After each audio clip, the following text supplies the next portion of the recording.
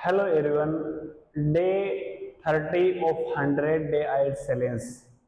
आज हम report writing, जो राइटिंग का टास्क 1 है, उसमें टेबल, पाई चार्ट और डबल डेटा सोर्सेस को कवर करेंगे। डबल डेटा सोर्सेस मतलब कि बार ग्राफ और लाइन ग्राफ को कवर करेंगे। अभी सबसे पहले इंट्रोडक्शन की बात कर लेते हैं। इंट्रोडक्शन में हमें क्या करना है कि क्वेश्चन है उसको पैराफ्रेज करके लिख देना है।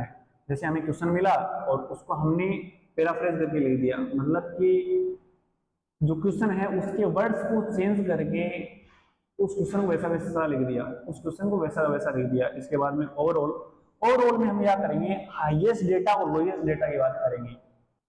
मतलब क्या, जैसे यहाँ पे स्टूडेंट है, उन्होंने स्कूल को अटेंड किया है ना, उसकी बात करी गई है, उसकी एक टेबल दी गई है जिसमें 2002, 2005, 2009 का डेटा है और अलग अलग स्कूल्स का डेटा है। जैसे स्पेशलिस्ट स्कूल्स हैं, ग्रामर स्कूल्स हैं, वॉलेंट्री स्कूल्स हैं और कम्युनिटी स्कूल्स हैं।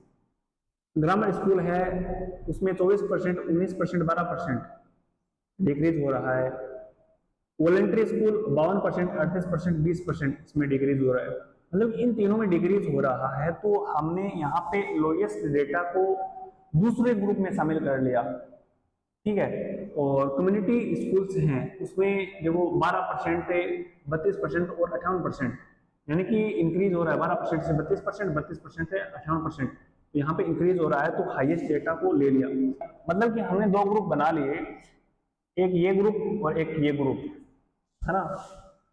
और ओवरऑल में हमने ये लिख दिया कि specialist school, grammar school, voluntary school हैं, वहां पे जो प्यूपिल्स हैं उनकी अटेंडिंग धीरे धीरे कम हो रही है इन तीनों सालों में, 2002, 2005, 2009 में।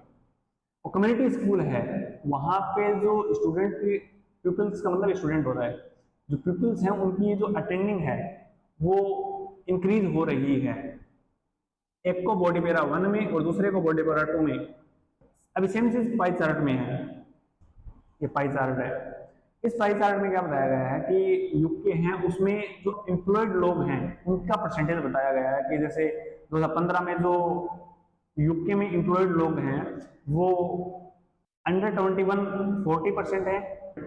तो हम यहाँ पे क्या करेंगे, हम पहले क्वेश्चन को, ये जो क्वेश्चन आएगा उसको पैराफ्रेज करके लिख देंगे, मतलब क्वेश्चन का जो वर्ड्स है उसको चेंज करिए और मीनिंग ऐसा ऐसा रहेगा, उसको इंट्रोडक्शन में ले देंगे।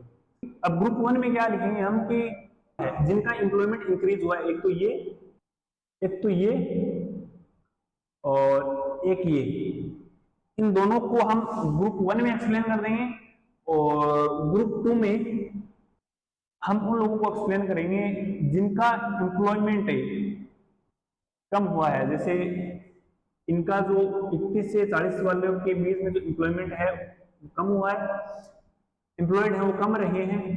ओवर 50 वाले लोग हैं वो 2015 के मुकाबले 2025 में कम रहे हैं और अंडर 21 है वो भी 2% कम रहे हैं। तो हम इसको ग्रुप 2 में एक्सप्लेन कर देंगे। मतलब कि यहाँ पे तो ओवरऑल बताना है, ठीक है। और बॉडी में हमें पूरा पूरा जो ओवरऑल में हमने दो ग्रुप डिफाइन करे उनको एक्सप्लेन करना है। एक चीज याद रखनी है, डबल डेटा सोर्सेस। इसमें हमें क्या करना है, जैसे हमें ये दो डायग्राम मिल गए, इनको हमें अलग अलग एक्सप्लेन करना है। जैसे हमने पहले इसको एक्सप्लेन कर दिया क्योंकि हमें कंपैरिजन दे रखा है वहां पे, यहाँ पे यूके की फिल्म है वो ज्यादा चले हैं और ऑस्ट्रेलिया की कम चली। इस तरीके से मैंने एग्जांपल देके बताया है। ठीक ऐसे ही लाइन ग्राफ, यानी कि इन दोनों को जो एक्सप्लेन करना है वो अलग अलग एक्सप्लेन करना है, खुद का कंपैरिजन खुद के साथ में करके, इसका कंपैरिजन इसके साथ में करके, इसका कंपैरिजन इसके साथ में करके। यहाँ पे हमने अलग अलग कंपैरिजन किया है, लेकिन इनका कंपैरिजन खुद के साथ में करना है जो डबल डेटा सोर्सेज हमको मिलते हैं, जैसे लाइन ग्राफ और बार ग्राफ। तो आज का हमारा यही है एक्सप्लेनेशन। तो बताओ ये वीडियो कैसा लगा। धन्यवाद।